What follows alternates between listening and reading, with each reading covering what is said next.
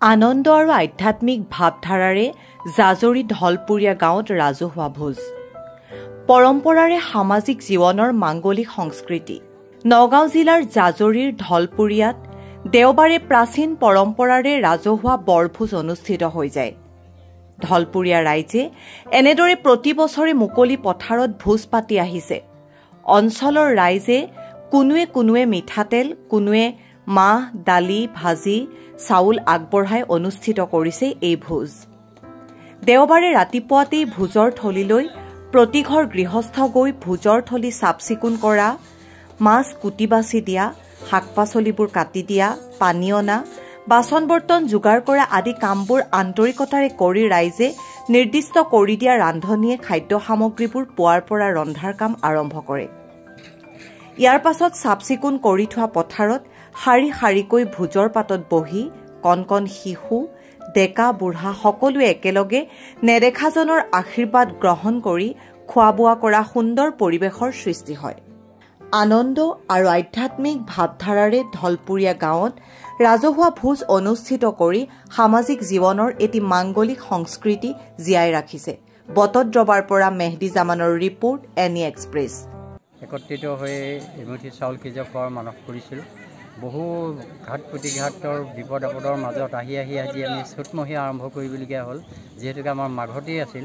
কিন্তু কিছুমান কাৰণত আমি আহি চ'তৰ আজি 9 তাৰিখে অনুষ্ঠিত কৰিছোঁ। আৰু আজি ইয়াতে সমূহ ৰাইজ একত্ৰিত হৈ প্ৰায় আমাৰ প্ৰথম 800,000 মানুহ বহিছে আৰু দ্বিতীয় আৰু অলপ মানুহ আহিবলৈ আছে। দ্বিতীয় তৃতীয় বেটছত আমাৰ সম্পূৰ্ণ শেষ হ'ব। এইদৰে আমি আগলৈকো যাতে এনেকৈ আমাৰ সকলো 190 ঘৰ মানুহ মিলি যি পৰম্পৰা আমি ৰক্ষা কৰি আহিছোঁ, আগলৈকো সেইদৰে কৰিব পাৰিম বুলি আমি আশা ৰাখি ইমানতে মোৰ বক্তব্য সামৰণি মাৰিছোঁ। শ্ৰীমন্ত শংকৰ গুৰুৰ আৰ্হিমতে সমাজখন একত্ৰিত কৰাৰ উপায় হিচাপে বহুতো মাধ্যম দি গ'ল। 1 নম্বৰ ভাওনা, 2 নম্বৰ সম্প্ৰীতি ভোজ ইত্যাদি বিভিন্ন ধৰণৰ অনুষ্ঠানৰ জৰিয়তে অসমীয়া জাতিটোক একত্ৰিত কৰিবৰ কাৰণে গুৰুজনাই আমাক দেখুৱাই দিয়া পাঠ অনুসৰি আমি প্ৰতি বছৰে এই 209 ঘৰ মানুহ লগ লাগি একেলগে প্ৰীতি ভোজন কৰোঁ আৰু যাতে আমাৰ ঢলপুৰীয়া গাঁওখন এই 209 ঘৰ মানুহৰ সৈতে একত্ৰিত হৈ চিৰযুগমীয়া হৈ ৰয়, তাকে মই কামনা কৰিছোঁ। আমি ঢলপুৰীয়া খেল সমাজৰ তৰফৰ পৰা সমূহ অসমবাসীলৈ আন্তৰিক অভিনন্দন জ্ঞাপন কৰিছোঁ। আপোনালোকে শুনি সুখী হ'ব যে আমি ঢলপুৰীয়া খেল সমাজ 209 ঘৰ গৃহস্থীৰ এখন খেল সমাজ। এই খেল সমাজখনত যোৱা মাঘ মাহৰ 24 তাৰিখে আমি মাঘৰ যিটো চাউল সেৱা খোৱাৰ এটা সিদ্ধান্ত কৰিছিলোঁ। কিন্তু আমাৰ গাঁৱৰ প্ৰায় 3 গৰাকী মানুহ মৃত্যু হোৱাৰ কাৰণে প্ৰায় 30 ঘৰ মানুহ আঁতৰ হ'বলগীয়া হোৱাত ৰাইজে পুনৰ বহি ফাগুনমহীয়া খোৱাৰ এটা প্ৰয়াস কৰিছিলোঁ। কিন্তু ফাগুনমহীয়া যিকেইটা দেওবাৰ আছিল, সেই গোটেইকেইটা দেওবাৰে দিনত একাদশী হোৱাৰ কাৰণে আমি ফাগুনমহীয়াও খাব নোৱাৰি আজি চ'ত মাহৰ 9 তাৰিখ 23 মাৰ্চ তাৰিখে সমূহ ঢলপুৰীয়াবাসী ৰাইজে একত্ৰিত হৈ এই বৰি পথাৰতে আমি চাউল সেৱাৰ খোৱাৰ ব্যৱস্থা কৰিছোঁ।